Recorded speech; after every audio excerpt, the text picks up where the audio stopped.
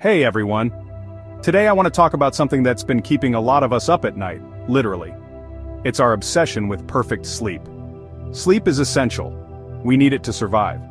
And when we can't sleep, we'll try almost anything to fix it. But lately our obsession with sleep has reached a whole new level. A quick internet search reveals endless articles, gadgets, and advice columns promising the night's sleep. Stay away from blue light. Buy this fancy alarm clock, sleep in this exact position. And if that's not enough, there's the fear-mongering, shorter lifespan, higher risk of diseases like Alzheimer's and high blood pressure. It's enough to keep anyone up at night. But here's the thing, this kind of messaging has two big flaws. Flaw #1, it's not entirely accurate. Yes, 7 to 8 hours of sleep is the recommended average for adults. But averages aren't one size fits all. Some people thrive on 6 hours, while others need a solid 9. While long-term sleep deprivation is linked to health issues like cardiovascular disease, diabetes, and depression, fixating on a rigid number ignores the natural variation in what people need. Flaw #2, it can backfire. For people who already struggle with sleep, the pressure to hit that magic number can make things worse. Enter a term for the obsession with achieving perfect sleep.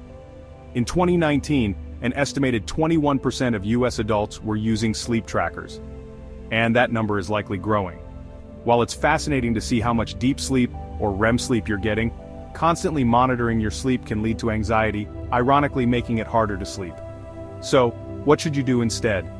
Stop fixating on the numbers. Instead, ask yourself these 3 simple questions. 1. Do I feel reasonably rested during the day? 2. Do I sleep through the night without major disturbances? Or if I wake up, can I fall back asleep easily? 3. Can I stay awake during the day without involuntarily dozing off? If the answer to all 3 is, you're probably doing just fine. What if you're struggling? Before investing in blue light filters or high-tech sleep gadgets, start with the basics. Talk to your doctor to rule out any underlying medical conditions. Then, consider evidence-based strategies from the American Academy of Sleep Medicine. It's a highly effective, drug-free approach with a remarkably low failure rate.